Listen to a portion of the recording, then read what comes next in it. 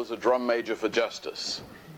And my association with Martin Luther King and with the Wachtell family down through the years has led us to wonder, what could we do in this period to keep alive some of the ideas and spirit of Martin Luther King and feed it into the mainstream of American life. Our discussions, and I want to thank Dr. Goldstein for, and the first panel for getting us off to a very good start. We clearly understood that Martin Luther King's notion of poverty and violence and war, I mean, racism, war, and poverty was still a major agenda, and that the poverty agenda was one that was inextricably bound with the discussions of education. And so when Dr. Goldstein offered, and when we involved him in leading off this, our idea was that we would have the kind of discussion of public education amongst people who can affect public policy in both academia and politics and the media, and that somehow that's the way we would generate interest in the events that, and begin to formulate some ideas that might begin to feed into the 21st century agenda. We're now talking about violence in America's schools. And what do we do about it? Martin Luther King always said that violence is the language of the unheard. And I want to ask our panel to think with us on that, and perhaps what it means. But I have a picture, as Brent Staples did, of a kindergarten class that my baby daughter had in a housing project in Atlanta. And the average age of a mother in her kindergarten class was 19. The grandmothers were all under 40. The mothers living in the projects were living alone. They were largely single parents. The state had ordained that there be no men in their lives, though they were at the prime of their sexual interest and activity. And the kids would come home to find a succession of men in the home in the daytime, but not able to stay there at night. And the hostility that was bred between the children and their mothers and their fathers, the bitterness and the hatred that they brought into the classroom seemed to be more than individual problems of isolated children. There seemed to be some kind of systemic violence in our society that was being fed into the classroom from problems that were created by public policy amongst the poor. And then we see, interestingly enough, I asked Bill, have you had any incidents of violence, massive incidents of shootings in New York City schools, in the inner city schools, because we haven't tended to have those in Atlanta, that so many of these incidents of seemingly meaningless violence have occurred in the schools in our suburbs. So this is no longer a low-income poverty problem. It's a poverty of violence in America. And I wonder, as we think of our panel, Kevin Dwyer, the president of the National Association of School Psychologists, Carol Eisenberg, superintendent of schools of West Hempstead, New York, James Gabarino, professor of human development at Cornell, Carl McCall, the New York State Comptroller, and John Walton. It says here of Quantum Partners, but John Walton was one of those people who put up $50 million of his own money to create a children's scholarship fund, to give children an opportunity to have choices. We have the same kind of format. I would like to give the panelists a little more leeway than Brent did. But Dr. Gabarino, would you kick us off with how you respond to some of these questions? Well, some of you probably have seen the issue of Time that just came out today with the exclusive with the tapes from Columbine. And I think there are several things I would say that could get us started. One is that when the country as a whole achieves a sense of mobilization about an issue like this, which has happened, we see a shift of consciousness in many ways. And I see that at many levels. I had a call from a principal just a few weeks ago saying that he had a 15-year-old in his school. He's making threats. He's a troubled, angry boy.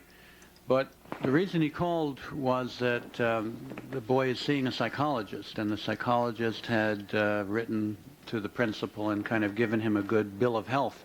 Said that although he was troubled and angry and making threats, he thought he had it in hand. And the school psychologist agreed. And I think 3 years ago that would have been the end of it. The principal would have had enough confidence in his professional colleagues to accept their good words on this. But he was calling to say that it wasn't enough for him, that in the current state he felt like he had to go further, that he knew that Eric Harris had been seeing a mental health professional in Littleton, and that Kip Kinkle was in the care of a therapist in Springfield, Oregon. So I think one dimension of this change consciousness is a kind of crisis of confidence among professionals in their ability to accurately and reliably predict children's behavior.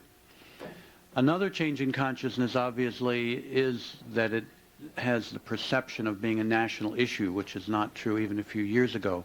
You may have seen the CBS New York Times poll just a couple of months ago in which they asked 13 to 17-year-olds around the country, could what happened in Littleton happen in your school? And 52% said yes. I think that's a recognition of the fact that virtually every school has in it boys who are troubled enough, angry enough, who have scenarios of revenge, who have access to weapons to become a school shooter. But it also reflects the fact that what was once marginalized as a poor people's problem has become, at least to some extent, a national issue. Obviously, in the same week in which there was a massacre at Littleton High School, around the country, 3 times as many kids were killed in ones or twos in a long, slow massacre that probably accounts for 90% of kids who kill. And until recently, that has been very marginalized and dismissed, whether the measure is getting public attention or selling books about the topic or getting White House summits on violence. To me, the worst example was about 10 years, my worst personal example. 10 years ago, I was visited by a staff person working for a congressman who had sent his aide out to do some background work about having hearings about lethal youth violence. He spent some time with us in Chicago and went to visit some other centers. He called back a month later to say that he had reported back to the congressman that the problem was almost totally confined to inner-city minority kids. And the congressman had responded, well, good, we don't need to have hearings. His exact words were, let them kill each other off. Now, we've come a long way from that to a White House summit on youth violence and a national mobilization. So I think one of the things we need to do is to acknowledge that the pain and the horror that you hear in the voices of white parents and white professionals has been long known to a lot of other folks in society, and acknowledge the sense of having left that unheard. As you said, violence is the language of the unheard. The unheard have been violent for a long time. But to use this opportunity to do something different. Now, of course, when we get a mobilization like this, one possibility is that we will respond with hysteria. And that certainly was characteristic of the response last spring, with thousands of kids becoming hysterical and sending in bomb scares and threats, parents withdrawing kids from school, and adults responding in hysterical ways.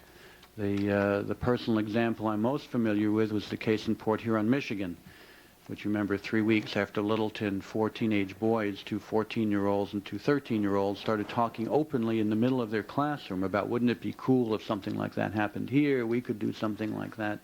They talked about it again a couple of nights later. 3 kids called the principal called the police investigated, as they had to, and respond seriously. But that, I think, is when the real hysteria began, when the local prosecutor elected to try the two 14-year-olds as adults with conspiracy to commit first-degree murder. And if convicted, they would face mandatory life imprisonment. Well, having interviewed one of the boys as an expert witness for his case, I can certainly say he needed attention. But the thought that you would lock him up for the rest of his life, I think, was hysterical. I'm pleased to say that case, when it went to trial, eventually was resolved, and the prosecutor backed down. The interesting thing, and I think the sort of good thing for America, is that when the jury was told that, faced with this expert witness report, the prosecutor had backed down and was allowing the boy to enter a plea as a juvenile, and that his sentence would be a juvenile placement in a residential school, the jury spontaneously rose to their feet and cheered and applauded. That they had some glimmer that they were being delivered from this impossible situation that the prosecutor had put them in. So I think that hysterical response is one that we have to be very attuned to, because, of course, we have a history of responding hysterically when there are youth in provocative or dramatic or melodramatic situations. Can I get the comptroller to give a comment on how this looks overall, from looking down from Albany and back? Well, let me talk about it specifically from New York City, if I may, Andy, first from my own experience here. When I served several years ago as president of the Board of Education, one of the things I was confronted with during the first week in office was 3 young men were killed in a high school in Brooklyn. This is a very serious problem, and it really touches on 2 things. One is the way in which our public education has been impacted by external events. Violence is not an educational problem. Violence is a problem because our children are being raised in a culture of violence in terms of what they hear in the media, what they see in their communities, but particularly the media, where, violence is portrayed as an acceptable and even attractive way of dealing with any kind of conflict. The exterminator. Listen to the rap music and what young people hear. So this problem of violence in the streets now, comes into the classrooms, comes into the schools, and look at the impact it has. Right in New York City now, we hire 3,200 security guards in the New York public school system. This is compared to 2,400 guidance counselors, 1,200 school psychologists, and 1,300 social workers. The cost of this security force is $110 million a year. That's about $100 per student. On the other hand, we spend about $60 per student on textbooks. So the idea of violence has had tremendous impact in terms of the burden, in terms of the fact that we have to pay for that. And it gets back to the issues in the first panel about why we talk about money, why resources are important. When you have to commit this level of resource to deal with this, in a sense, external problem, it becomes very difficult. I remember when I went to school, I had a job. I had a free lunch every day because on my study period, I was a door monitor. I sat at the door to let people in. Today, every school, in fact, there are some schools that have as many as 18 guards on duty at a time with the metal detectors and everything else that goes into it. So it's had a tremendous impact on our school system. And when we had the incidents at the school in Brooklyn, and I went out and talked to a number of young people, and they admitted that they carried guns to school. They believed that they had to carry guns to school to make sure they got to school safely.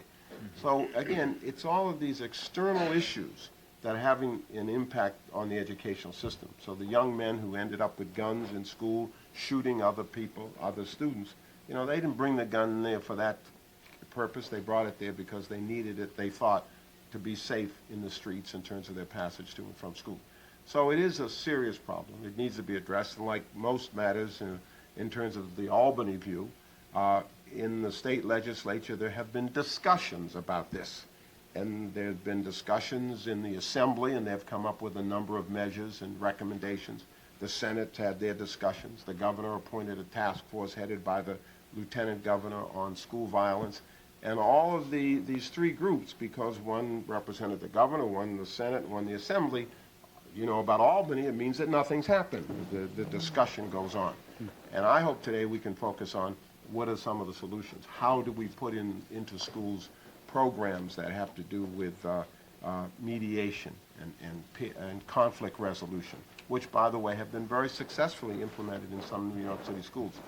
But I'm also concerned about the larger issue. How do we deal with this as a societal problem? How do we deal with the media in terms of what they portray? How do we deal with making our communities and the areas around schools safer? And also, I'd like to just caution that we have to be concerned about the statistics. You know, we had a big debate here in New York City as to whether or not the police department should take over security in the schools, and that has happened. And now the police are in charge. There's some good news about that in that school security officers now have a career ladder. We can hire and find more interesting people because they can see it as a way to eventually end up in the police department. But since the New York Police Department has assumed this responsibility, the reported incidents has decreased by 60%. Now, that doesn't mean that they're doing a better job. It means the police are reporting incidents differently. They only report incidents that they consider criminal activity in terms of a very narrow definition. A lot of other incidents that are troubling and as dangerous, but because they don't fit the regular profile of a police statistic, they're not reported. So I just want to caution everyone, don't be deceived and think that they're doing a better job. We have to do a better job of collecting the data. But I hope we can focus as we go forward on what we think, and from the audience as well, some of the ideas about solutions. What do we do to attack this very serious problem that continues in the public school system, fueled by outside forces that I think are having a very destructive impact? John Walton, you're out on the West Coast. Can you kind of give us a West Coast view? And then you've been involved with some of the charter school movement in that area and across the country. Have you all had the similar problems of violence around the schools or in the schools? Well, specifically, not in the charter schools that I'm aware of, but you know, I think just backing up a bit, there are a couple of ways to look at this whole issue. One of them are the societal, non-school elements to violence, and the other issue, of course, is what can you do in a school environment to compensate for those things and to address, at least in the school environment, the issue of violence. And just societally, I have to go back and question our very attitude toward violence.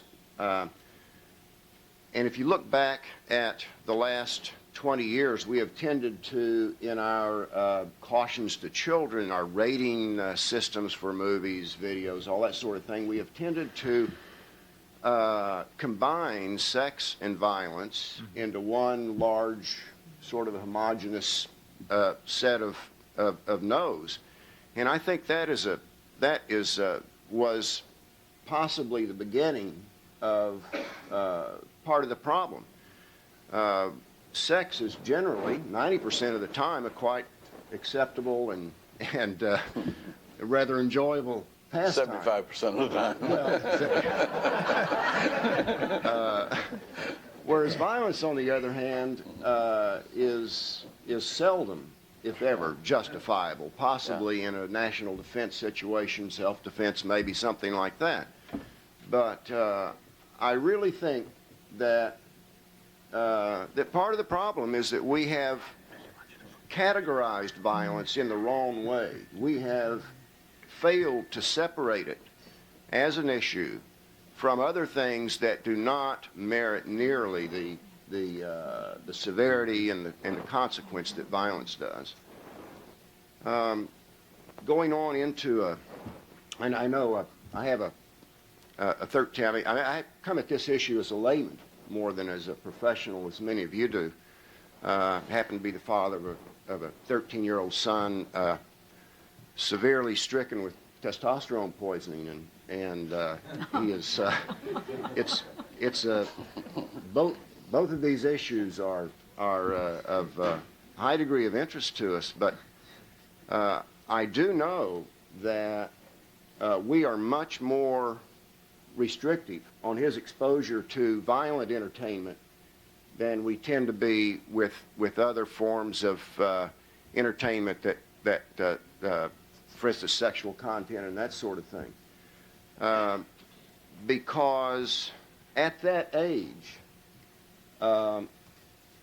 there is, and this is the age of many of the violent episodes in the country are not in these schools. Are some of them are the 17 and 18-year-olds, but now this last one, and I mean several of them are in the 13 to 15-year-old range too. And I really cannot help but think that continuous exposure to entertainment that trivializes violence, that makes a sport of violence, must have an impact on some of these kids, because at that age, particularly in the early teens, kids simply have not often do not separate well entertainment concepts from real life. And so I just think it's another societal issue that we ought to be looking at. You know, I agree with you, and yet, growing up in the context of the Second World War, all of the games we played as children were violent. In the South, everybody had guns.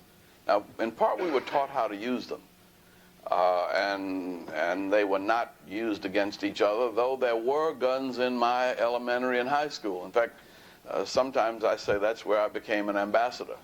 To get back and forth to Valina C. Jones School, I had to be one hell of a negotiator.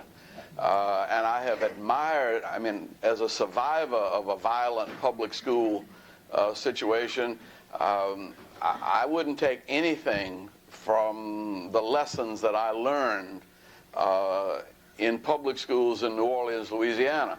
But I don't know whether have things changed that much, and the kind of violence we see now. I would just suggest that well, you were a Navy SEAL, in fact. It was Army Special Forces, okay, but that's close right. enough. Okay.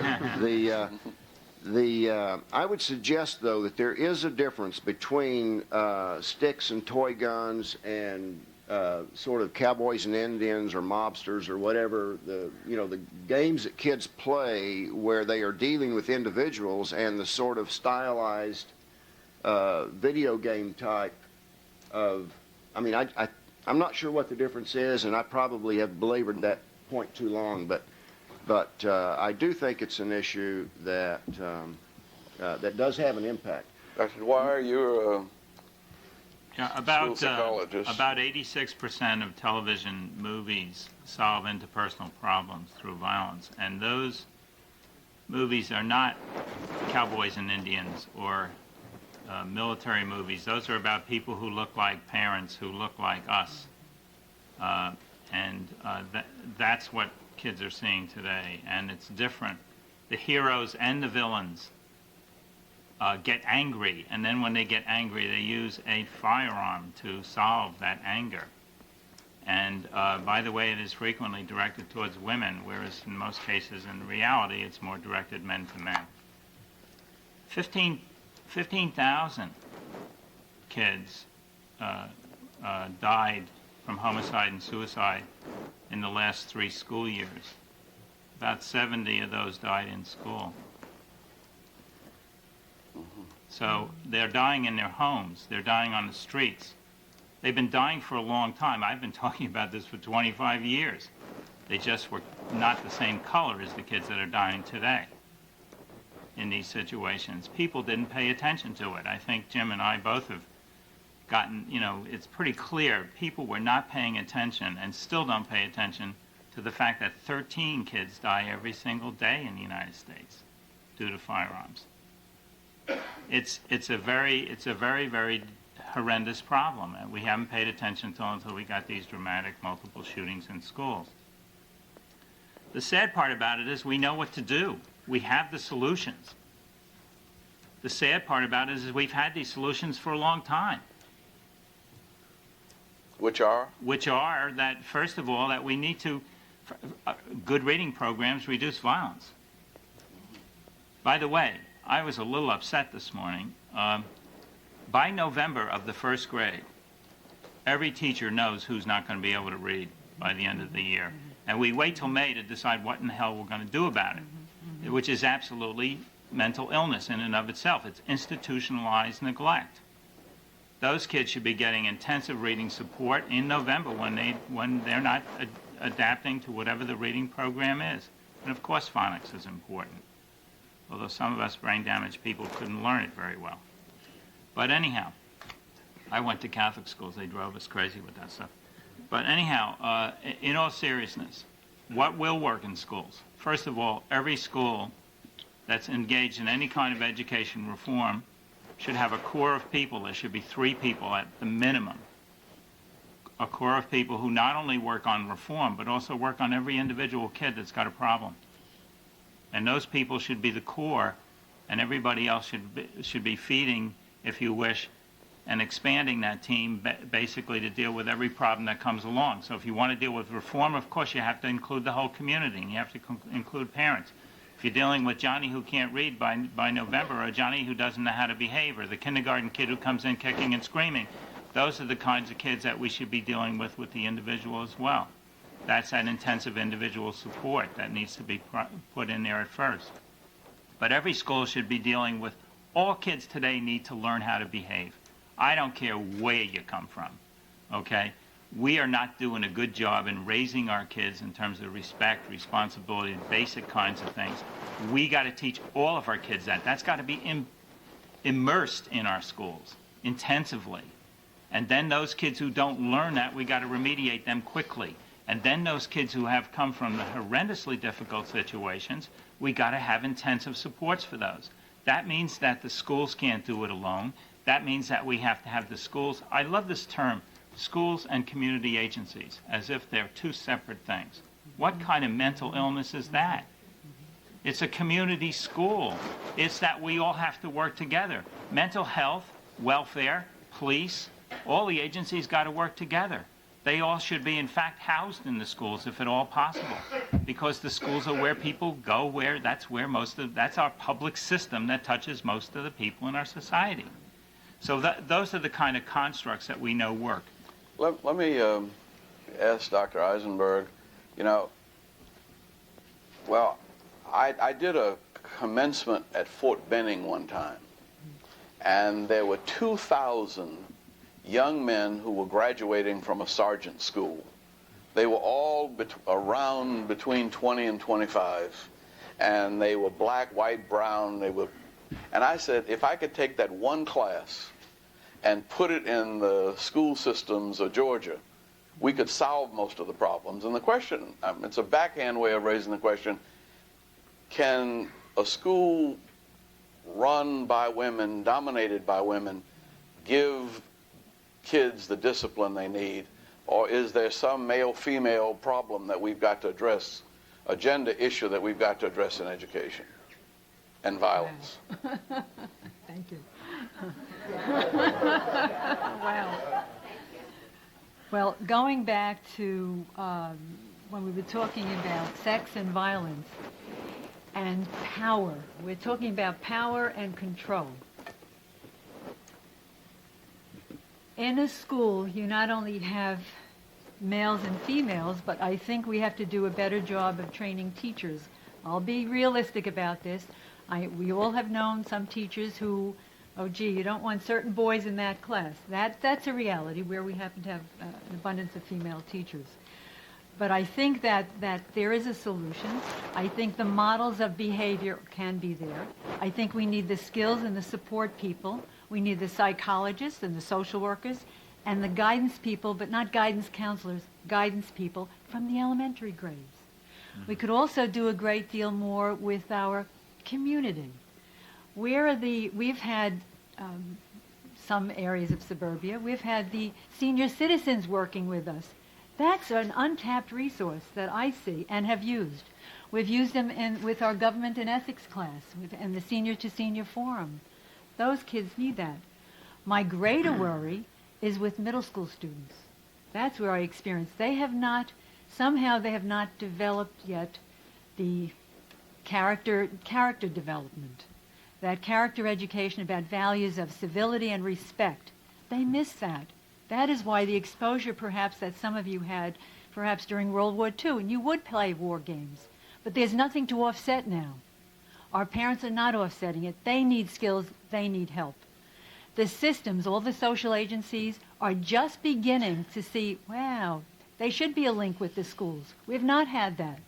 I have students in great need who I just find out now, they've gone through the court system and they're in my school. I didn't know that.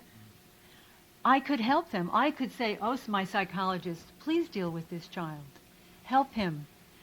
We need more academic support. You're right. If the learning is not there, there's the frustration, there's the language of the unheard, the lack of power that some of our kids have.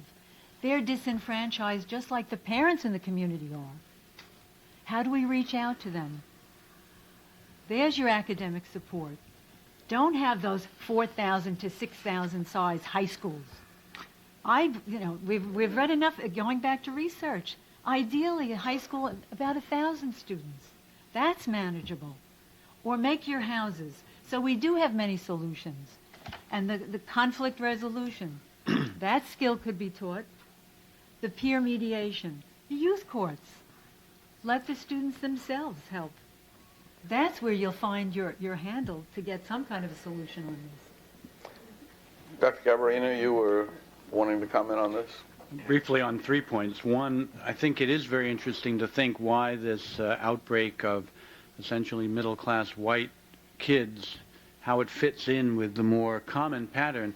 And I think one way to understand it is that the kids who are poor, the kids who are exposed to racism, the kids who are exposed to abuse at home, they all go to war against their schools, their communities, their societies very early.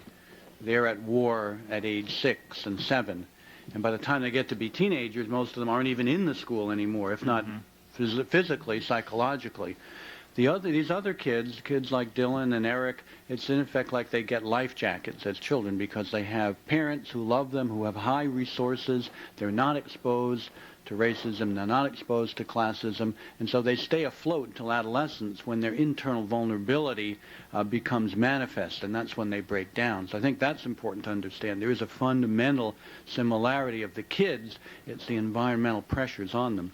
2, your illustration about the South, I think we have to be very careful about glorifying the old days. Remember, the South has had the highest homicide rates in the United States for over 200 years. A recent study has northern young men and southern young men walk down a hallway and they're pushed and insulted, and you measure the level of physiological arousal in the southern young men, and it's higher than the northern young men.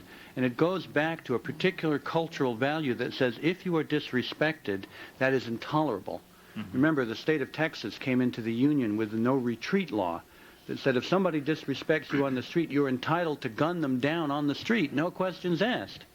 And finally, a study from Cleveland recently found that kids who carry guns to school are differentiated from other kids on 4 dimensions particularly. 1, they believe that guns make you more powerful and safe. 2, they believe guns are exciting. 3, they're comfortable being around people with guns. But the most important was they believe if you are disrespected, it requires aggression as a response. Kids who had all 4 things in their heads were 35 times more likely to be carrying guns than kids who didn't. Now, it's particularly a Southern problem, and the high rate among young African American men, I think, is fundamentally a problem of their Southern heritage, which produces a sense of vulnerability to disrespect when coupled with racism and poverty. Who is more likely to experience chronic and severe disrespect and dishonor than young African American men? And so this cultural thing that's carried around from their Southern heritage comes into play with them much more often than others. But it is an American problem. You go to Europe and say, Europeans think about what kind of country has states with mottos like live free or die, which really means live free or I'll kill you, or don't tread on me, which is easily translated in much more coarse graphic language in a modern setting. But this is a very American problem in many, many ways, not just in the brutality of our solutions, the fact that we would send Kip Kinkle an obviously disturbed kid to prison for 125 years, just as we'd send an abused, impoverished inner-city African-American kid to the death chamber for the natural outcome of living what he's had to live with. It's evident at that level as well as at the causative level. And I think this mobilization is a time to really look deeply at all those issues. I think we're getting, and not that I disagree, but I think looking at it nationwide, people would say this is a New York liberal solution or viewpoint. We're much more along the zero tolerance. And you hear more and more zero tolerance, 2 strikes, you're out. That's much more the mood of the country right now.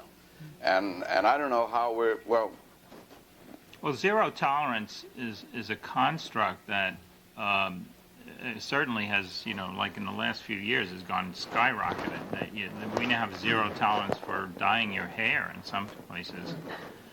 The teachers can still dye their hair, but the kids can't. In all seriousness,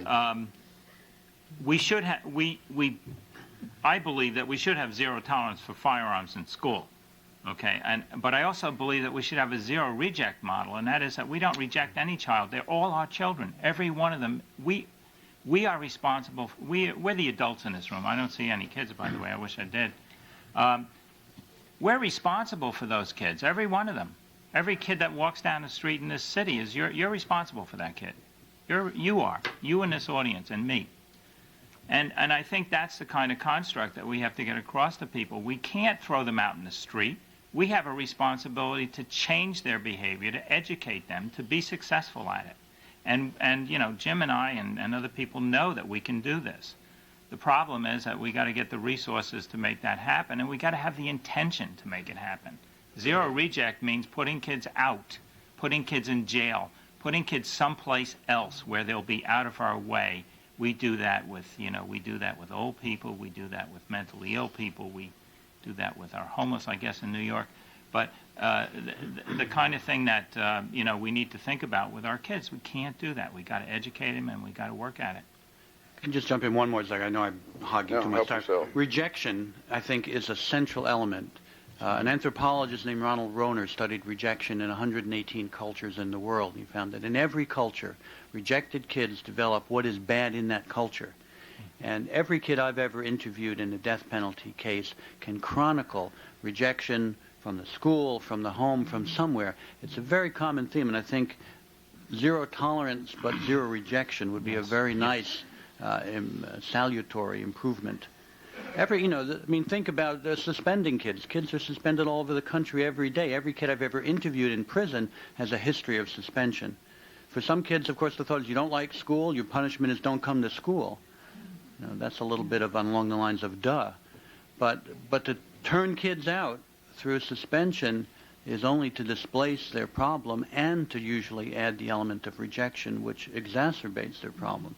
There's an institutional challenge right there. Well, Carl, you mentioned these police officers. Are those police officers given any teacher training, human resource experience, or are they strictly the old model police officer that survives by threat and fear? Somebody's shaking their head, yes. Well, actually, what's really happened is that the police department has taken over the supervision of the existing security officials, and they have, in fact, become police officers. And what we have found is that the training has not been adequate. I had proposed early on that there be, a significant training and also recruitment of younger people, younger police officers who could relate to the students. In fact, the majority of security officers are retired police officers who don't live in the city. And so there was really a disconnect in terms of them relating to the students. When the police department took over this responsibility, there were commitments from the mayor and from the chancellor that there would be extensive training and there would be a recruitment to try to get younger people in. And as I pointed out, it also would represent a career ladder for people to get the training and then move on into the police department. I can't tell you exactly how well that's happened. As you know, some of us have been restricted from auditing certain activities that take place in New York City. So you can't always tell whether or not the things that were proposed are in fact taking place.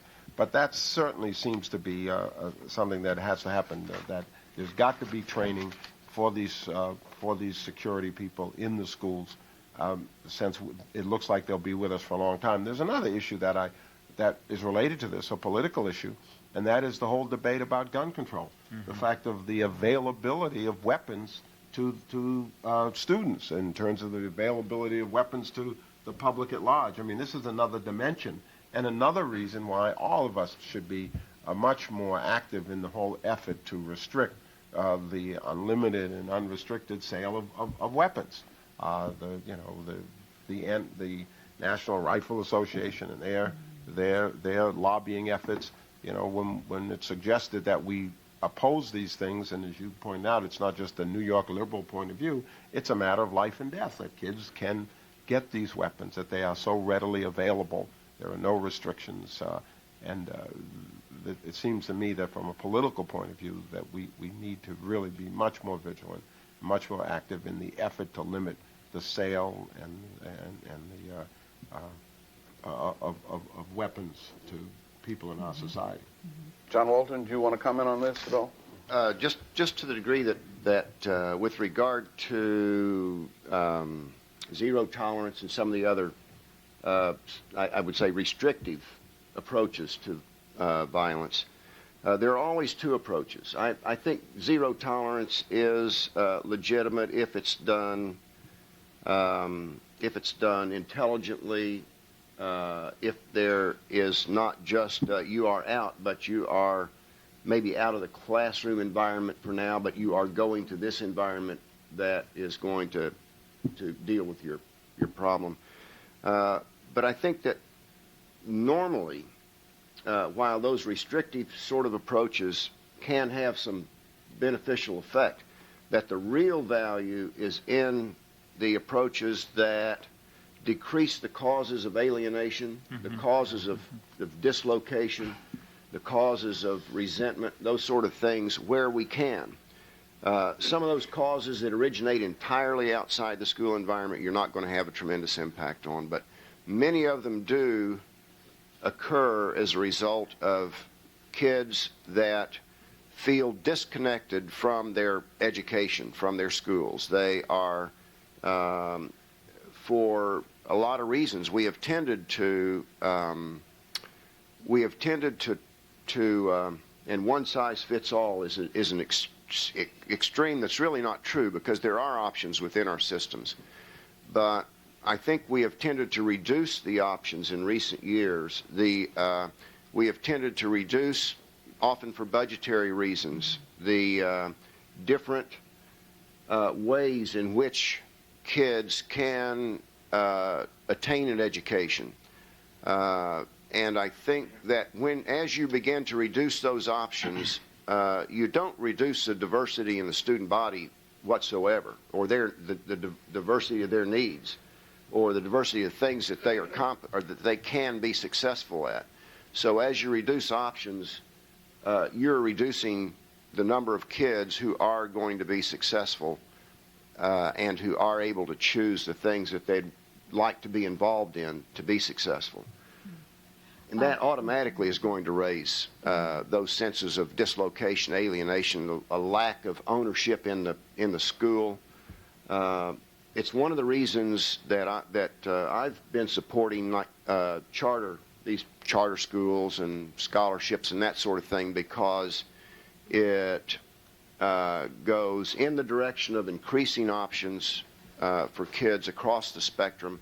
And I know that's a hot topic that we may not want to get into here, but generally speaking, I think we have to be sensitive to the fact that increased options allow the broad diversity of the kind of kids that we have a lot more opportunity to be successful, reduce alienation, and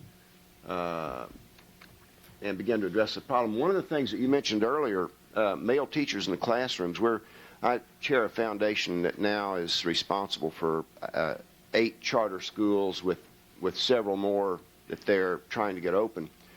And one of the hallmarks of these schools is a very aggressive recruitment of minority male teachers, because that is the population we serve are mostly minority kids. And it has made a tremendous difference, according to the parents of those kids, many of whom are single parents, but it has made a tremendous difference in having that male presence in the classroom.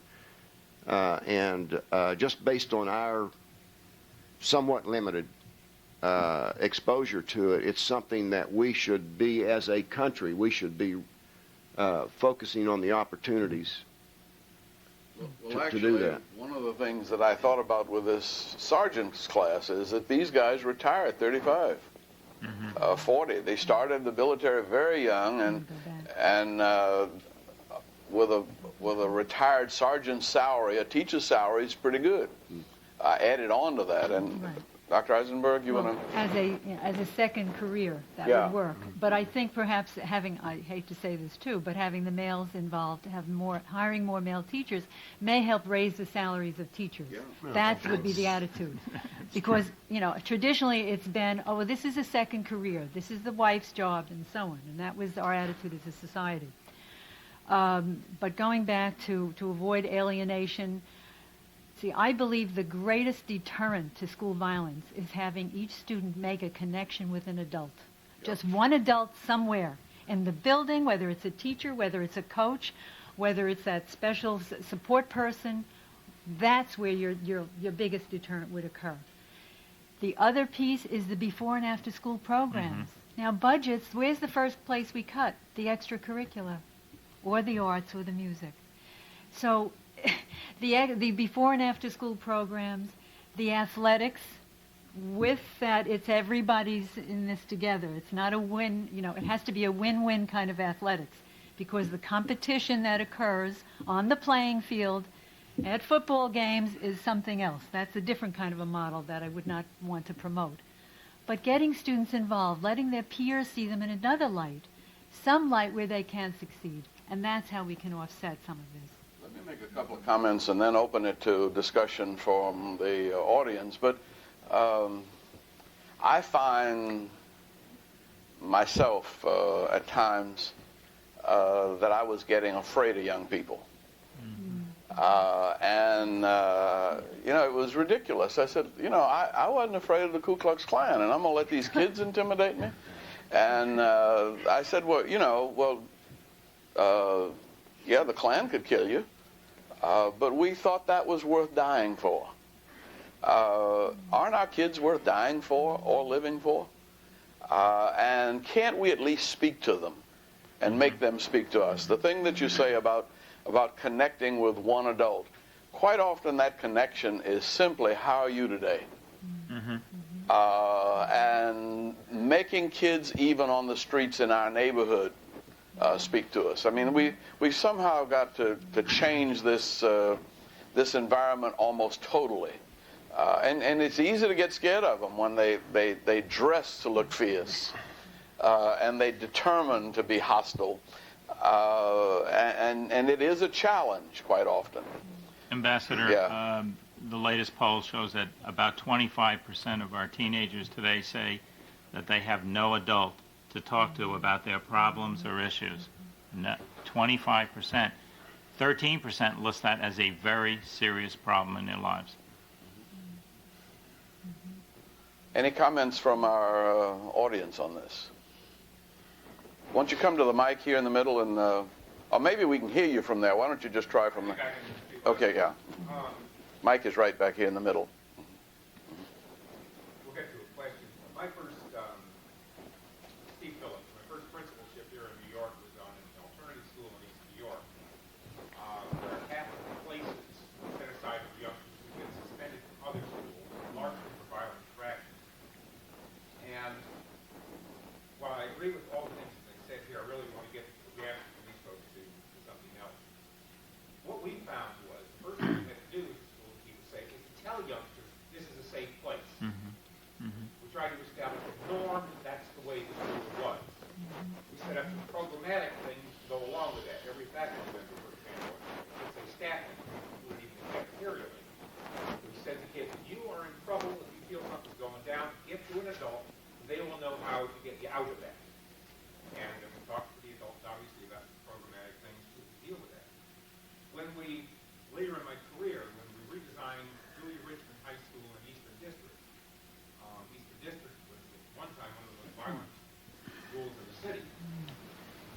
redesign goes into small schools. As a part of that package, we took out the metal detectors, got the police out of the building. When you say redesign those into small schools, how did you do that physically?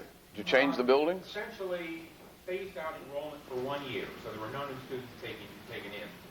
And then the following year, instead of them coming into one large school, we turned it, the easiest phrase is an educational condominium. So that there were 5 separate schools within what used to be each big school. Very good. And each one of those schools now has roughly the same number of youngsters that were there before, but they're in 4 or 5 separate schools.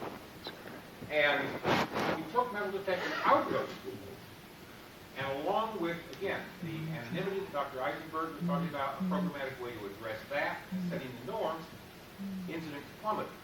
Now, what scares the hell out of me, and I guess this is where the question is, in Littleton, in the recent school shootings that we've seen, the knee-jerk response seems to be bring in the cops, put up metal detectors. And when, Carl will remember, when we found the city council very ready to put $18 million into metal detectors, we had one hell of a time trying to get them involved in conflict resolution for a long time. And it seems to me that when we do those knee-jerk things, what in a sense we're doing is bringing the rules of the street into the school. And any chance of having a sanctuary for learning is gone. And I'm just wondering if the panel has any comments on that, because it seems to be kind of official policy. If there's something goes down, bring in metal detectors. And I think it's counterproductive, and we lose what we're trying to say. Very good. If I may, Yes. one comment. Ironically, a week before Littleton, Governor Pataki created this task force on school violence. Now, we wrestled with this, and from April through August, this task force. And I feel very fortunate that that group decided not to recommend to the state legislature to put in metal detectors at every school. That's not the reaction. That doesn't help the root of the problem. And as you said, $18 million for metal detectors, when let's add these staff, the support staff, the psychologists and the guidance people and so on. That's where it should be. So the committee, it's in the hands of the legislature, and I'm not sure what will be the result of that. Let's go to a microphone. Yeah, I think... Tell us who you are first. Yeah, I'm Donald H. Smith, former Associate Provost here at Baruch, former Chair of the Department of Education. I think the panel has done a very good job of addressing some of the major issues. I would change that language to be the language of the humiliated. Shamed. Yeah. I think that's a major issue that's not being addressed in the national forum. I've read articles that a number of the youth who have engaged, not all, but a number of the youth who've engaged in these multiple shootings were gay and felt humiliated as a result of this. And so they lash back at fellow students, particularly at athletes. There are other students who feel humiliated because of their body size, because of their hair, because of their color, and so on. So I think this issue of humiliation is a major issue that is not being addressed in the national discussion about school violence. And I urge you, using your influence on the national level, to begin to talk about this important issue. One more item. Some years ago, when I taught secondary education, this was in the early 70s, I used to use a book entitled Angel Loves Nobody. Angel was a Chicano student who was of very high intellect, and he organized the students in the school to kill all the teachers. They didn't succeed, but they came close to it. And the reason they were going to do this is because they felt dehumanized, depersonalized, humiliated by the teachers in the school. The NEA succeeded in getting the book withdrawn from the market, so I could no longer use it. But I just simply want to say again that this is a major issue that needs to be dealt with. Very good. Dr. Covering, you want A to? couple quick comments. Jim Gilligan, psychiatrist colleague at Harvard, was in charge of the mental health system for the Massachusetts prison system. And he had the same understanding about the role of shame versus respect in the prison. And once he was able to succeed in getting his prison to run on a respect-based model, they were able to eliminate attacks against guards, eliminate suicides by inmates, and dramatically decrease attacks by inmates against each other.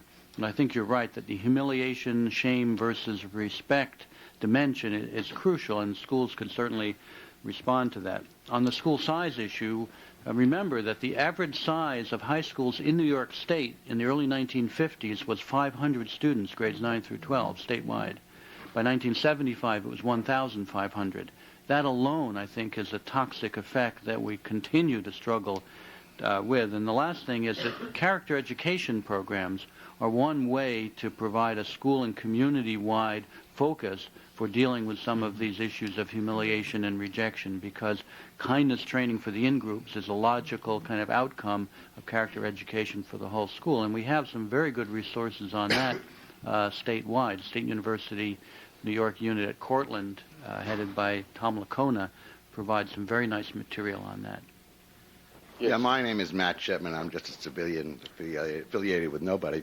But though it's very disturbing to hear about Littleton and Columbine, it seems to me that all these schools are filled with millions of children who will never act out like that, but who have serious emotional problems that will come in the way of their leading full lives. And I think, I don't have my reading glass, Mr. Dwyer, is it? Yeah, Kevin. Mr. Dwyer, Kevin said, well, we have the answers. And in the prior session, when we were talking about schools, and the issue was reading, a number of the panelists said, well, we have the answers. My question, I guess, is, and you said we had the answers, how do you see from an institutional point of view when people like yourselves can get up and say you have the answers are there, but institutionally and nationally nothing is really implemented except on a piecemeal basis? How do you feel as professionals towards that, where you see what you may see as the answers not being institutionally instituted with the kind of resources necessary to accomplish a goal? Frustrated, angry sometimes. I wrote an article once called Islands of Hope in a Sea of Despair, because there are good programs out there, but the programs are so far and few between. We collectively have to start institutionalizing these kinds of programs, and I think your point is well taken. We need stop and think programs, and to reduce impulsivity in elementary grades, we need better programs in the middle schools to address the kinds of issues that Jim was talking about, bully-proofing schools. I mean, this is ridiculous. We can't tolerate this crap anymore, and we need to do that. We need to deal with that. And in high schools, we need to deal with issues around cliques, dating, male-female relationships, sexual orientation issues, those kinds of issues that are really serious problems now in our society, and we got to do it. It's the thing that frustrates me is it's doable, and it's not that expensive. It means we got to change people's thinking. Even school psychologists and the people that are working in the schools, they got to do their jobs differently. They can't do the kind of stuff that they used to do. They got to work in a very different kind of way than they have in the past to be successful. Yes. Mike DiNocenzo, citizen. I'm struck in the connection between this panel and the one that preceded it in terms of the larger structural issues. Reminds me of my former professor, Lawrence Kremen, who used to write about the politics of education, and that we really need a more comprehensive approach. And I see that coming out of both of these things. And I was particularly struck with Mr. Dwyer and Ms. Eisenberg said about the lack of role models in schools. And we saw the Supreme Court in the last year hand down a decision about harassment in schools. Mm-hmm. And that's much broader than sexual harassment. We know there's a lot of verbal violence and violence to identity, as many of you have spoken about it. And that's what I wanted to just get your response to. I mean, schools, whether they're middle schools or high schools or colleges, are really youth ghettos. And the question is, how do we infuse something beyond the negative aspect of peer pressure to bring out something positive? I'm struck by Beverly Tatum's book, why are all the black kids sitting together in the cafeteria, which raises some very interesting points about how you get people to address identity issues and other kinds of things. And my question here that goes to the larger political issue, and Ms. Eisenberg touched on it, we have these wonderful facilities that we as citizens have set up. Why aren't they used for preschool, for early childhood? Why aren't they used for after school, weekends, other kinds of activities? We end up having some extremist politicians who give them the label midnight basketball, Frank Luntz marketing it as a way of shooting it down. Where is the political will to make use of these facilities in more constructive ways, ways in which Theodore Roszak, in his book America the Wise, argues that the age wave may be the new people who will bring about a more just and caring society? And what prospect is there of bringing in the oldest generation we've had and will have to play a greater role in those communities? You know, on the governor's task force was the mayor of Albany. And he was talking about how he would love to have some place for his kids to go after 3 o'clock. There is no place. I represent suburbia. And in suburbia, because of our budgets and the way the communities can vote on budgets, we're fortunate we can have after-school programs. Now, there's a great need for this. Now I go back to the political aspect. That does not increase our state aid. This is out of the local tax base. That's who pays for the after-school and before-school programs. We subsidize at the school. Parents can pay a certain amount, a minimal amount. But what do you do in a city like Albany and Buffalo and New York? That I'm not sure. That's a political answer. We need. I'm sorry. Okay, please go ahead. We need to develop ways to look at how we fund everything. We need to pool our funding. We need to get away from the idea of having a silo for mental health and a silo for education. And, you know, I can't share my silo with your silo. We need to we need to break all those barriers down. This is this is the future. These are our kids. And if we do that correctly, we will save money. It'll cost more, I can tell you that. I'm not going to lie. But we will save money and we will utilize our resources more effectively in the long run. And I mean, it's a doable thing. Well, there is an important political aspect to this in terms of the commitment of resources and the political will and the lack of political leadership around education. We do not have any political figure at the city or state level that really identifies with education. Look at the debate that's going on right now, if you read the papers, about the whole process of the whole scandal now. The newest scandal affecting our public schools was whether teachers and supervisors were cheating in terms of the way in which they dealt with attendance. And the governor of the state of New York, it is the latest scandal, that's right, but the governor of the state of New York appoints a special commission to find out whether or not we are properly reporting attendance and basically saying that that's wrong. When the real issue is the reason that there might be misreporting, and there has been, there's no question about it, in terms of attendance, because attendance determines how much money you get from the state. Well, that's absolutely wrong-headed. Why should you get money based on how many children come to school? You should get your funding based on the enrollment, because in fact, those districts that have poor attendance actually need more resources to make sure kids come to school. So again, the political focus is on the wrong places. Mm-hmm. If we had the kind of political leadership that understood that the schools need resources and that we can help them use those resources in a more effective way, if they had the resources and the resources were dedicated to the things that we know about, after-school programs, smaller class sizes, more technology in the school, we know what's needed. But what the debate in Albany every year is, how do you take those things away? 2 years ago, the legislature made a commitment to do just those things. Smaller classes, universal pre-K, more computers in schools. And the next year, the budget proposed taking all those things away, even after many of our school districts had put in motion plans to implement those new initiatives. So that's what's lacking. The other thing that we haven't talked about, Andy, is the whole responsibility of the community. And someone made the point that the community and the schools, it's all should be seen as one, but it isn't. There are communities, and there are people and organizations who have to take on a greater responsibility to support our school system and to do the things that aren't being done in the schools. It would be good to see the kind of commitment to teacher salaries so we could attract more men. Andy, the sergeants that you talked to at Fort Benning, when they retire, they will end up being security guards in shopping malls because it will pay more money.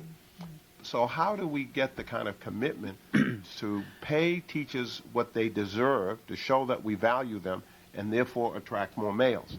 If that's not going to happen, what about our responsibilities as of community leaders to provide mentoring, to begin to engage students? Because what has happened in our society, particularly with respect to the African American community, and what's different, when Andy and I grew up, all the African Americans lived in the same community because they couldn't go anywhere else. So the doctors, the lawyers, the post office workers, and everybody else, they were there providing the role models. Today, you heard Reverend Flake talk about it. All those people moved to Nassau County. They moved to other places. They move out of the community, so the role models are not there. The drug dealers and the pimps become the role models. So some of us have to recommit ourselves to our own communities, to be involved in our communities, providing the role models, providing the assistance that young people are not getting in the schools. So we have to talk about... Pardon? Our own racial community? Why can't blacks be role models in our communities other than racial communities? Michael, I don't know. I never know where you're coming from, but I particularly don't know now. What? I don't understand how you understand the nature of racial segregation and isolation. You talk about we have to be role models in our own communities, and you're talking about black communities and white communities. Well, but there are black and white communities. There aren't black and white communities in here? That's the problem. Yeah. Isn't that part of the problem? Yes, it is, Michael, but the point is that if you can solve that problem, fine. But I'm saying that... Wait, Michael, let me... You get your shot every week in the New York Post. They need somebody like you, and you get your shot there every week. But the point is this. The point is this, that the fact is that we have a responsibility to go back into, whether we go back there permanently or temporarily, we have a responsibility, and we must encourage other black professionals in particular to fulfill that responsibility of reconnecting with their communities and reconnecting with the young people in their communities and providing the assistance and role models that they need. Let's go back to the microphone. My name is Rachel Lauer. I was formerly chief psychologist of the New York City school system. I would like to have the panel, and all of us for that matter, give a little bit more thought to what we ourselves are doing to cause the aggression and violence that we see in the school system. What do I mean by causing it?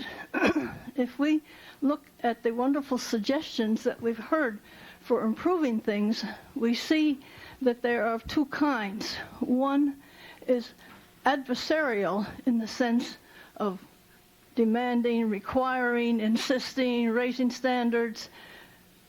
Another is coercive, put them in jail or throw them out, or don't put them in jail and throw them out. The other main one is more malevolent. It is, how can we help the darlings? What can we do for them? In either case, our relationship with young people, and I'm talking particularly with high school children, is largely either patronizing or adversarial. Now, there's nothing wrong with after-school programs for them. There's nothing wrong with policemen. There's nothing wrong with thousands of guidance counselors. But all of these people are responding to youth's natural reactions to adversarial and patronizing relationships.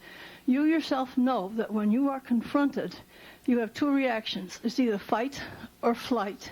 And in fight, the kids get aggressive, and in flight, they cop out on the school system. Therefore, along the lines of what I heard Walton and some of you say, I'd like to hear more about how we can organize youth themselves in behalf of themselves to solve their own problems, which they find very unpleasant. You know, if I could take that as mayor, a group of kids came to me one time, and all they wanted to do was to have a space for a conference. And I arranged for them to get our city auditorium, civic center, and gave them $400. They had about 1,000 kids. that they organized. They didn't want any adults to have anything to do with it. And we trusted them and we let them go. And they started working on a couple of models. One, they had ambassadors between high schools to stop the fighting at football games. And they began to meet with each other. They began to talk about the problems of teen pregnancy and about drugs. And in terms of their career options. It evolved into a commission on the future of Atlanta, where they ended up, it happened to be our 150th anniversary, they ended up writing a report. But what happened was they became empowered to contribute their ideas and to give some leadership to their own situation. And for the most part, it was things that either we as adults would not have thought of, or if we had suggested them, they'd rejected them. Only the kids can solve their own problems. Thank you. With a little support and help. There are groups like Students Against Violence Everywhere and groups like that existing in many places in the country, and a lot of people are supporting those. John, did you want to comment on Just one comment that really kind of ties into that, and it also ties together some of the other earlier comments about the solutions being in our hands.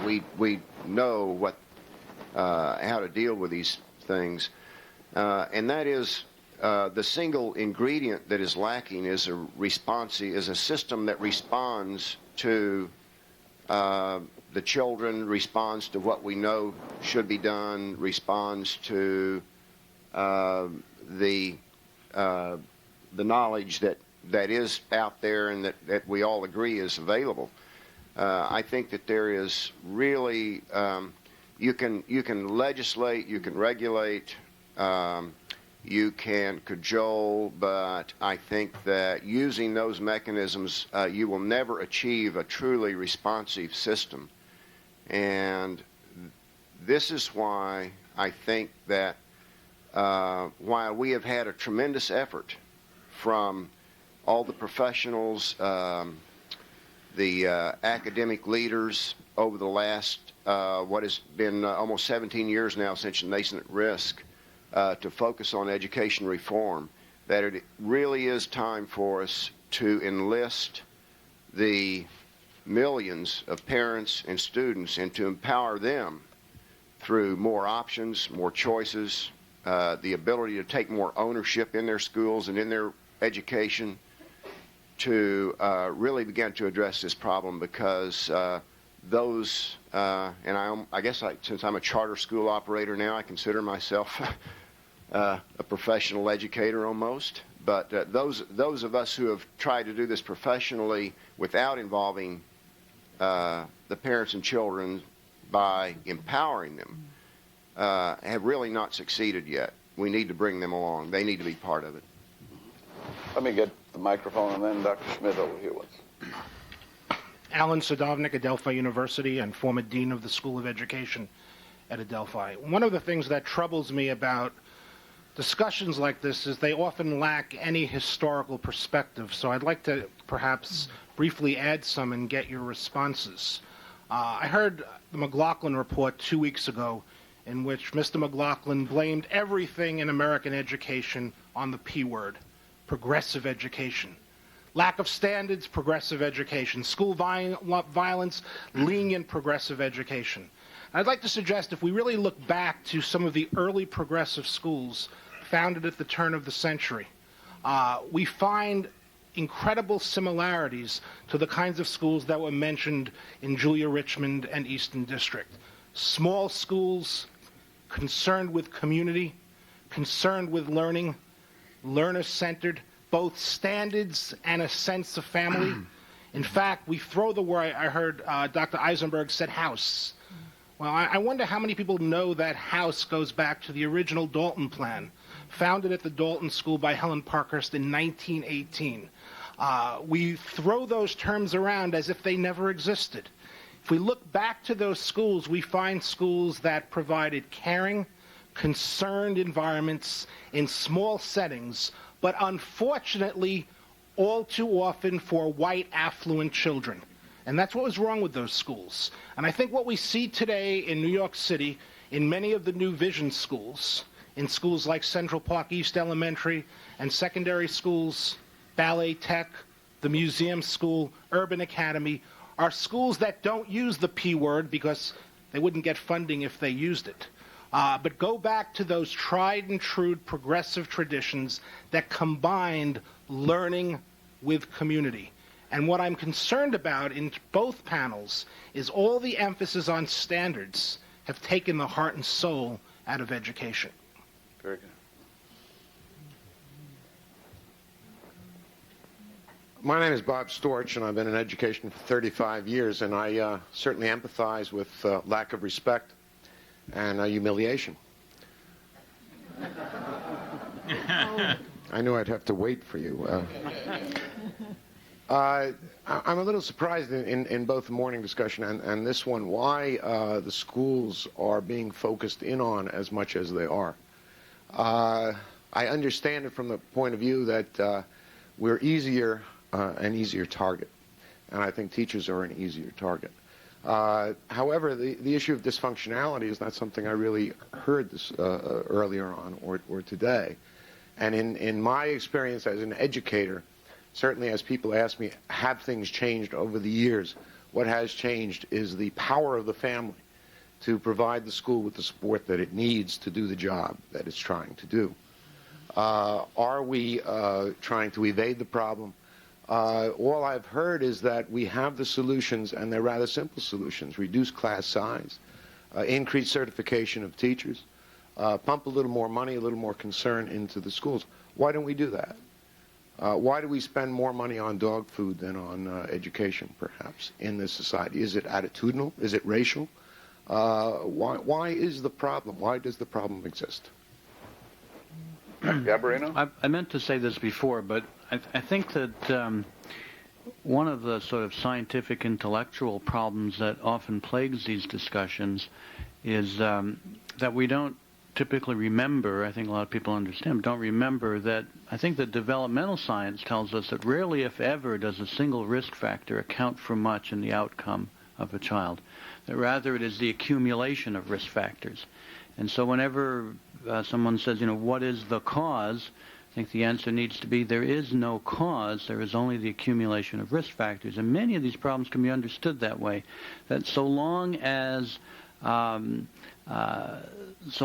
these problems don't accumulate, they don't precipitate into damage. And that colors the ability to do good historical analysis, for example.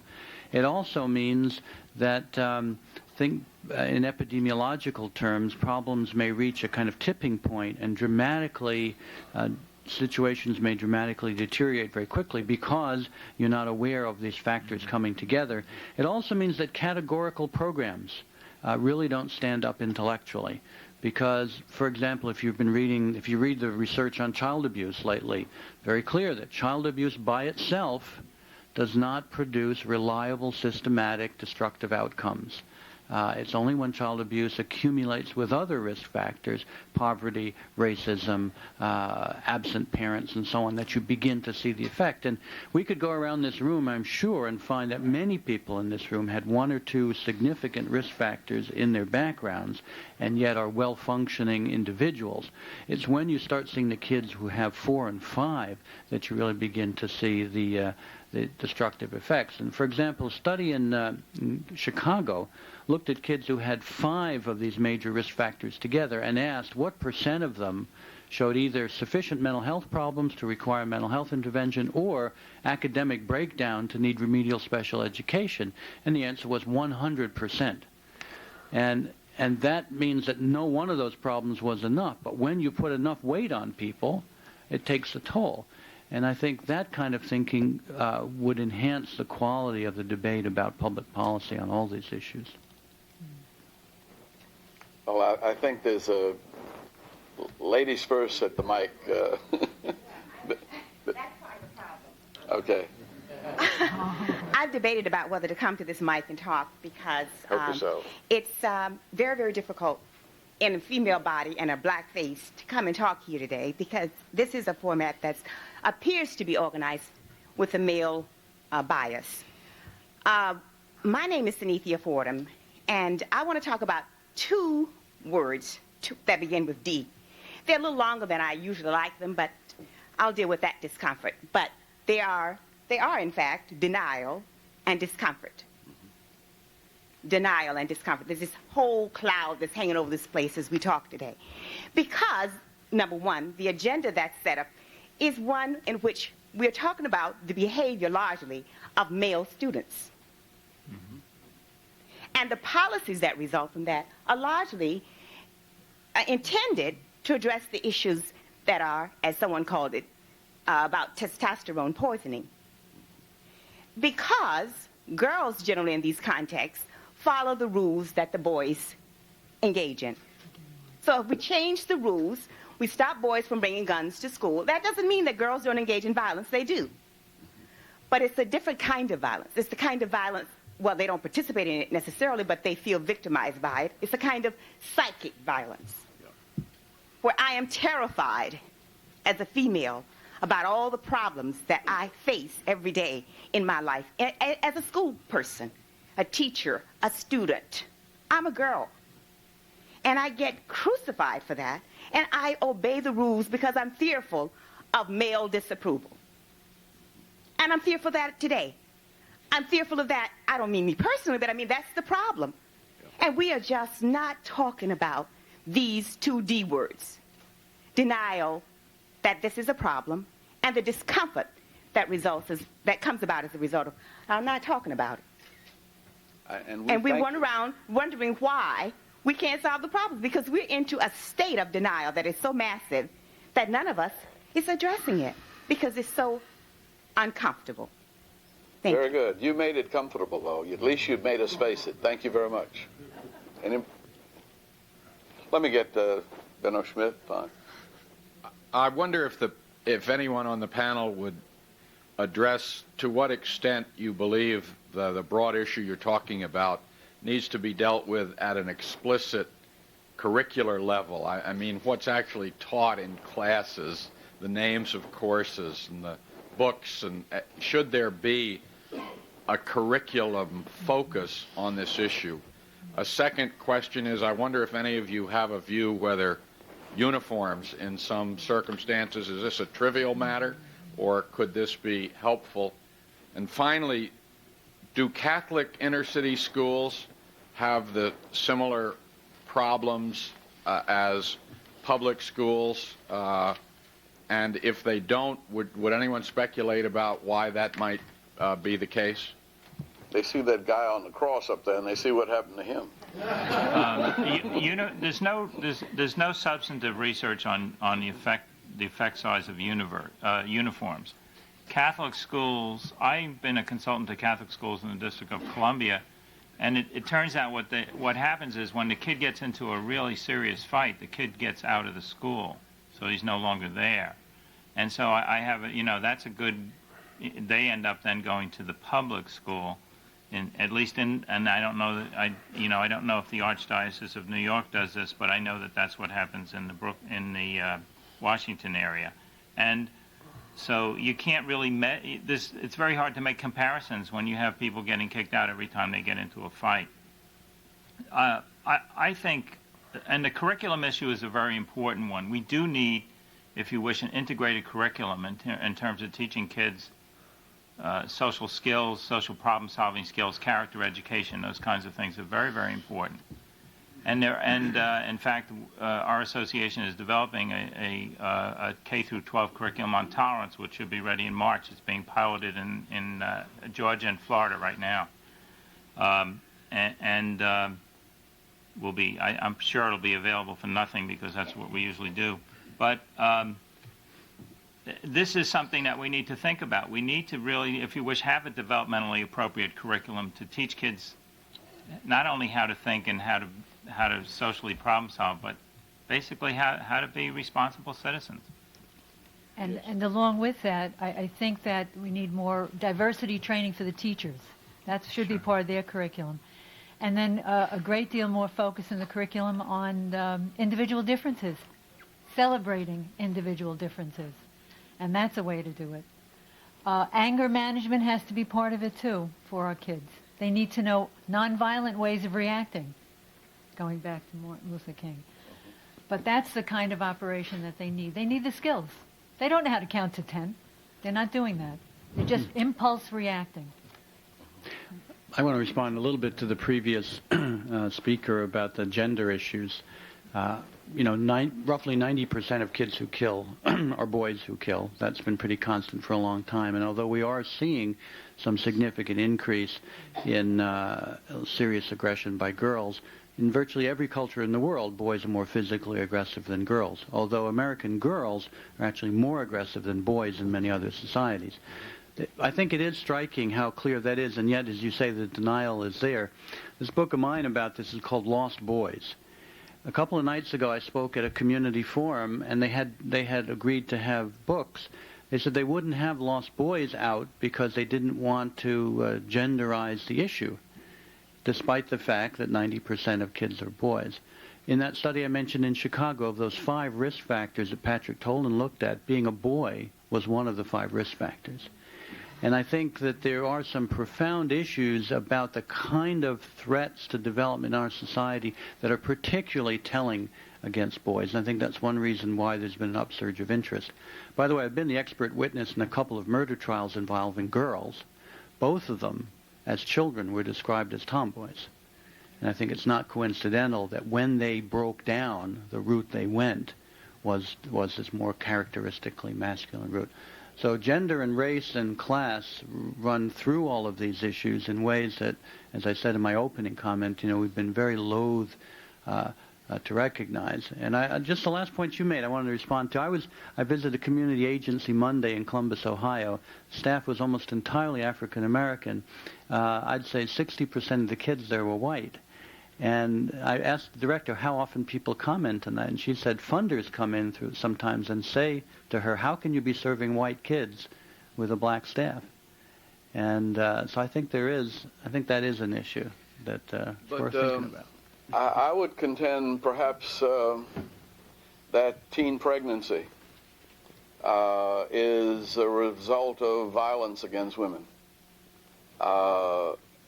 and it's the boys' violence against the girls, which is unfortunately never treated as aggressive behavior, but it's hostile and bordering on rape in the sexual experience of most teenage girls. So I don't think we want to eliminate the girls from the violence, scenario. John, you wanted to comment on this? Actually, I had a question of Benno Schmidt. As a school operator yourself, or being involved in that, how do you address? In other words, what do you feel is the most predictory, or what do you feel is the most effective thing that you do in your schools to promote a sense of ownership, to try to prevent alienation, to address the issues of violence or dislocation? Yes. Would you want to try to do that, Dr. Schmidt?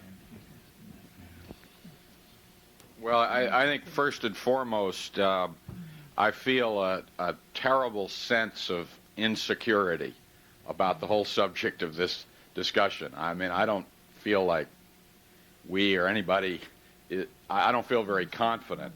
But I will say the 3 things that we try to do is, one, we really try to teach the values of tolerance, honesty, of nonviolent resolution. I mean, we have an explicit curriculum.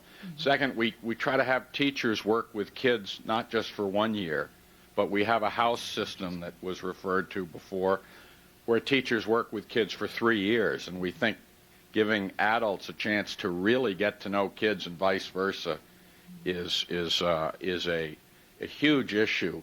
And finally, and this is kind of a despairing comment in a way, we feel like it needs to start at the elementary school age, very, very early, to build the kind of culture where a school has a certain culture to it, and that it's incredibly hard, if you don't do it, from a very early age. And I would say those are, The earlier the better. the earlier the better. Let's get these questions right quick. Comments, yes. Tell us who you are, too. Yes, my name is Dorothy Wilner, and I am a long-term community school board member. I wanted to first mention that Benno Schmidt said something about uniforms, and initially our district, which is Jackson Heights, Long Island City, Sunnyside, and so on in Queens, felt very indifferent about it. We were going to leave it up to the parents' associations, and I will tell you, to my surprise, that the majority of parents' associations chose to have uniforms, and the principals are telling us it has made an enormous difference. Now, these are principals who also were indifferent one way or the other, but the children seem to feel a sense of identification and a sense of loyalty and a sense of family wearing something openly that represents their school. So, yes, school uniforms seem to make a difference, number one. Number two, in my district, which is one of the most overcrowded in the city of New York, we have a middle school that has 2,200 children. Not a high school, a middle school. And most of our elementary schools are way over 1,000 children. And the problem we find is not enough funding for having new sites. So we need people to get together and say, we're going to provide new sites. Because even though we have houses in all our intermediate schools, it's still not the same as a small school. And thirdly, as the wife of a clinical psychologist who has worked for many, many years with therapy, who has often said, when I used to come home and say the children have such problems, they don't seem to be responding, he would say, even adults who want to change, there's very, very often long time before there is change. So you're, Dr. Dwyer, being so positive about having these support services where the children are going to go to a psychologist or going to go to a guidance counselor and they're going to change. Change takes a long time. Very Okay. good. Thank you very much. Maybe we take the next question right quick. We really need to begin to wind up and break for lunch. And I want to make my little statement instead of at lunch before we break, if you don't mind. Mm-hmm. Hi, my name is Gloria Latson-Billings from University of Wisconsin. I'm very frustrated in this environment given we're talking about the children like they're aliens. These are our children, which Dr. Dwyer pointed out. They're not different from us. Compartmentalization of ideas that somehow this is a separate entity that's going on, and we're not understanding that our schools are working exactly the way we set them up to work. It's just that the players have changed. The skin complexion and the language that they bring. But also the circumstances, the overall circumstances. Has changed in such a way that the winners, that they're more losers than we, quote, planned for. But there is a direct correlation between kids' performance in school and our growing prison industrial complex. Sure. I mean, we're preparing the kids to go to that next step that we've planned for them. And I think unless we start looking at the larger systemic issues that keep being submerged in this conversation and saying, well, we'll go over here and make this little school, and we'll go over here and offer this little choice. You got 200 million people in the society. We can't have all these little separate choices. We have to have something that will address the hearts, minds, and needs of the society. Very good. My name is Joyce King. I'm Associate Provost at Medgar Evers College in Brooklyn, New York. I, too, have been troubled by the focus of the conversation.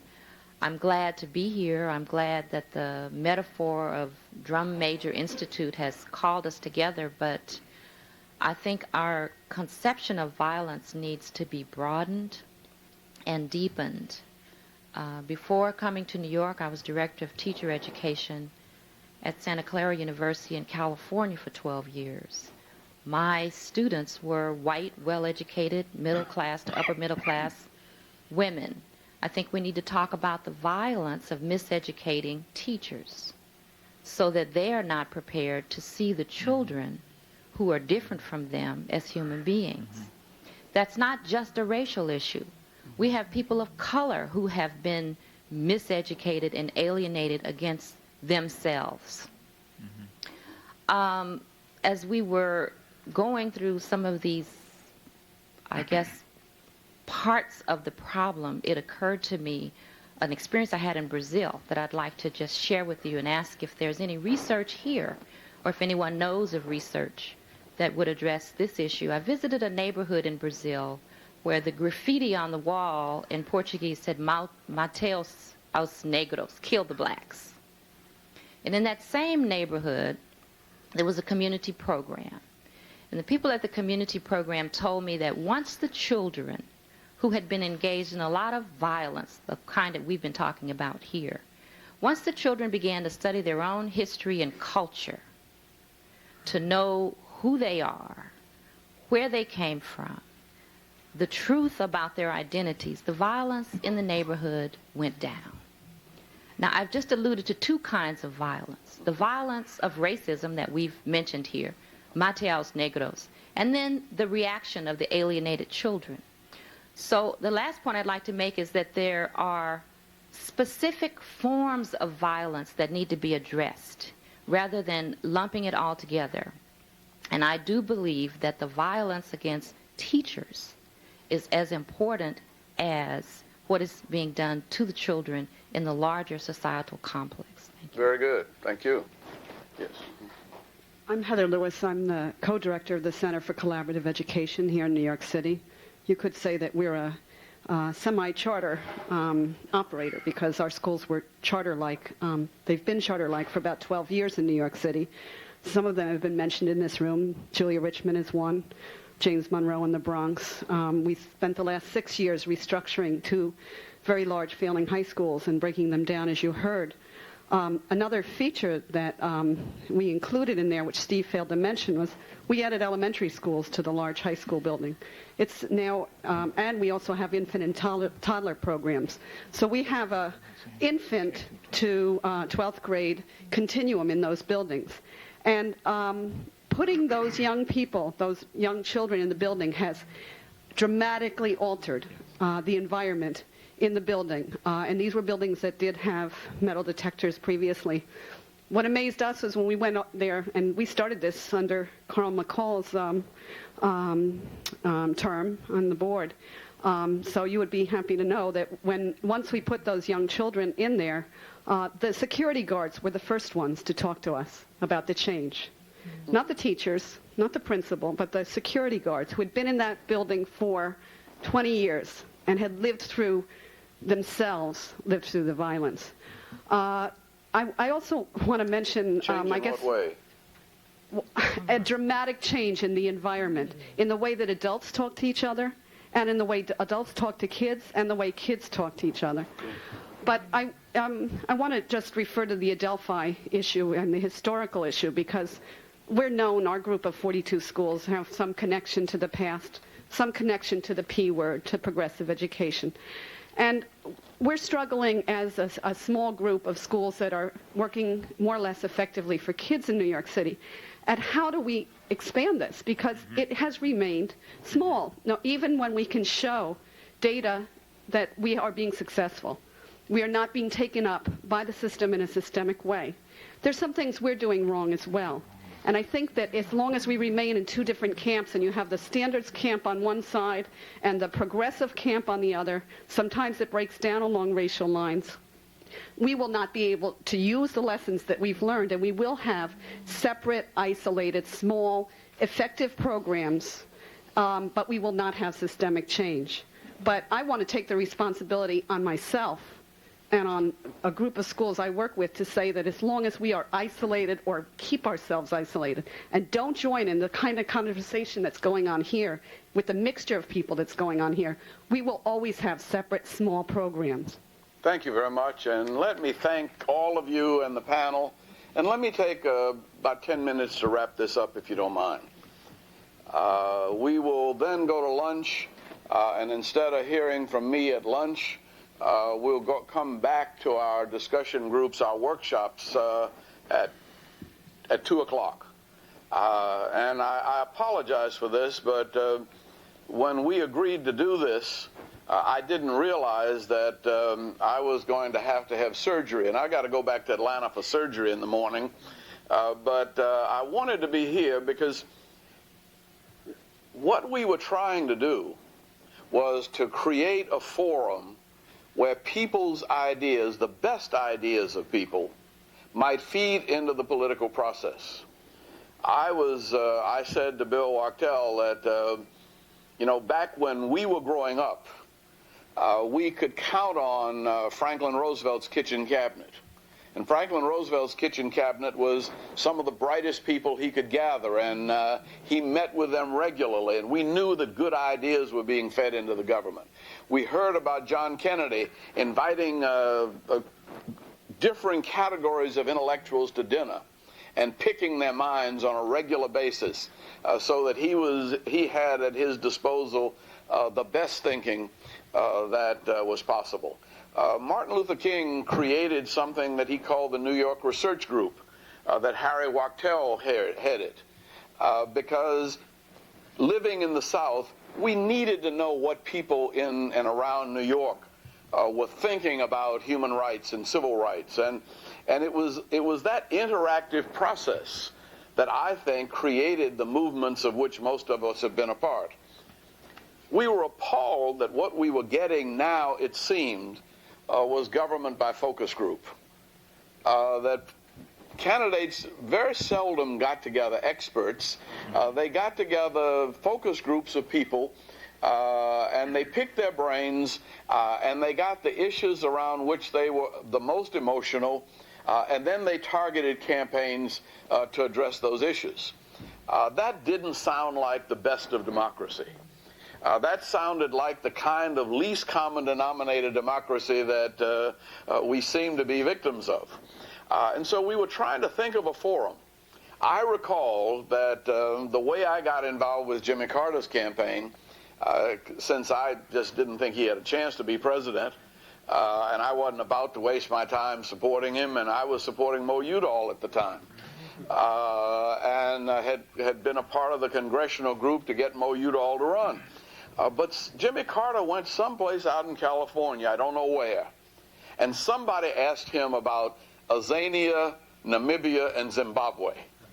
And he didn't have a clue as to what they were talking about. This was 1975. He was not even a formal candidate then, but he came back, and it plagued him. And he said to me, Andy, he said, I didn't even know they were talking about Southern Africa. And he said, can you help me develop an Africa policy? And I didn't waste the time to even write anything. I rounded up a lot of statements and from the churches and from civil rights groups, and I just handed it to him. Later on, when he ran for president, doggone if he didn't start saying some of that stuff.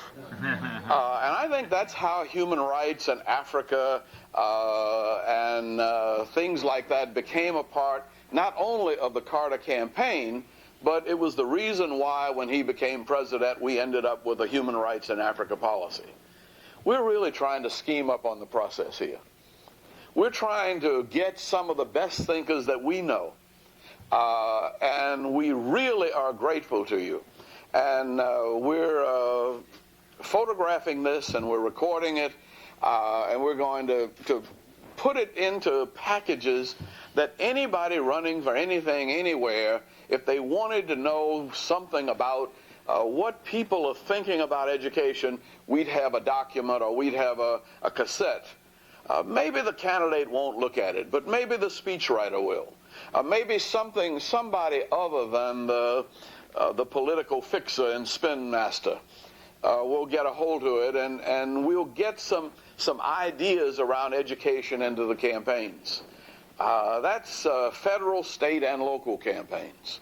And we really are grateful to you for taking your time to contribute to this process, and we hope you'll stick with it through the day.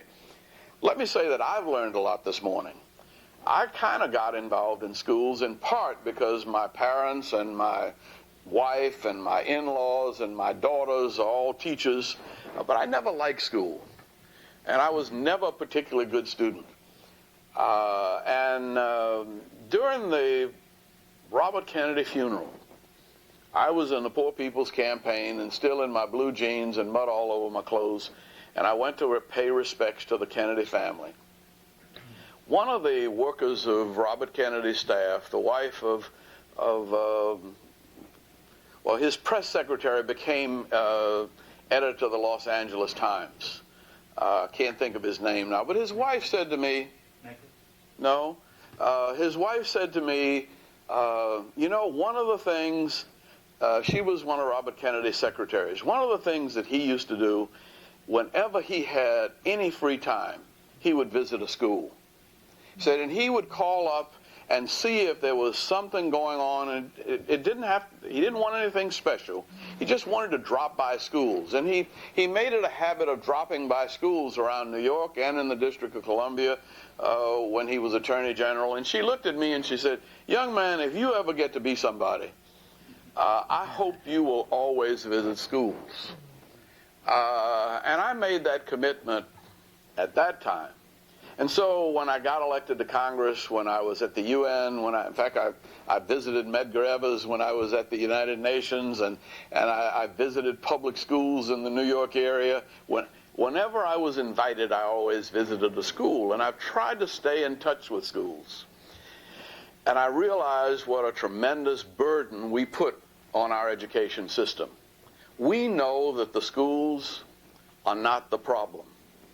But we really believe that the schools are the only hope of our society. And that if we can find a way to address the problems of our society through our schools, through our teachers, through our administrators, also through our kids, that we can make changes in America. The model school that I still uphold as the kind of school I would have liked to have gone to, the kind of school I wish had existed for my kids, was a school that I visited here. It was run by John Lindsay. It was called the Alpha School. It was one of the alternative schools that was set up for kids that nobody else wanted. Every class had an academic participant and a counselor.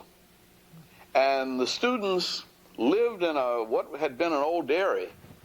And it was a residential model for about 75 people. And the kids would wake up in the morning and they'd start with their group counseling. And out of their group counseling, the academic counselors would build a curriculum for them.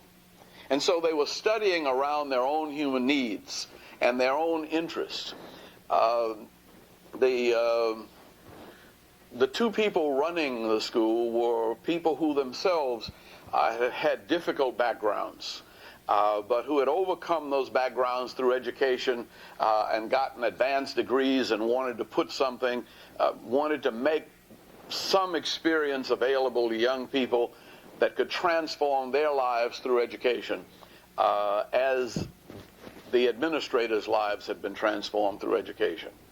I've also seen in housing projects in Atlanta, a young woman saying that, look, the only hope these kids have. It was a project that they used to call Little Vietnam, where everything that was ever supposed to be wrong about a city was wrong there. But the principal said, look, the only hope these kids have is a school.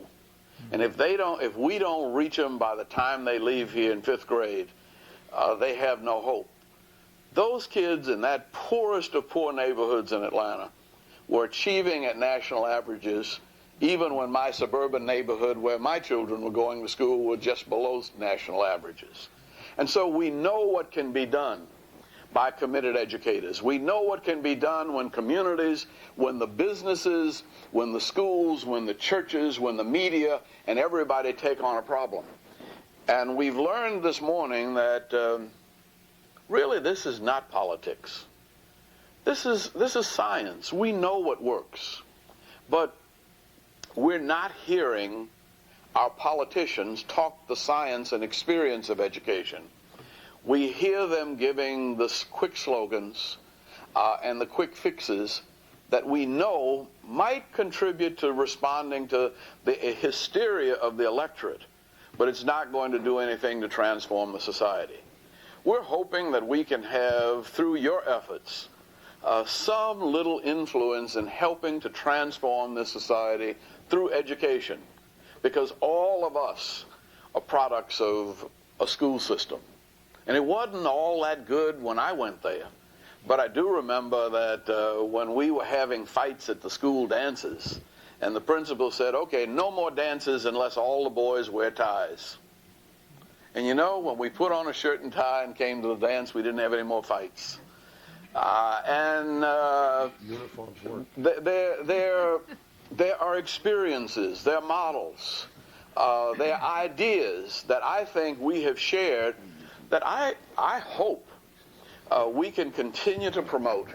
We're going to do this again around February, around the idea of poverty. And we hoped in the course of the next year that we will have a series of these kinds of forums that will feed into the political process. Finally, going back to my own Carter experience, it was when the Village Voice attacked him at what I thought was unfairly. And it was so blatantly unfair that somebody said, what do you think of that? And I said, that's just ridiculous. And I ended up writing an answer as a letter to the editor, and they put it on the front page of the Village Voice as an answer. And I never endorsed Jimmy Carter. But in defending him, I got so linked up with his campaign that everybody thought I helped to get him elected president. I hope the same thing happens to you. And I don't care who your candidates are, but I hope that whomever we elect as president of the United States, or as governor of New York, or as mayor of New York, or as borough president, will be somebody that's committed to the kinds of ideals and values of an educated democracy that we have expressed here this morning and that you will discuss later on this afternoon. Thank you very, very much.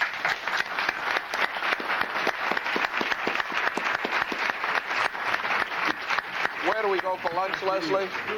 I have some copies of the early warning guide, which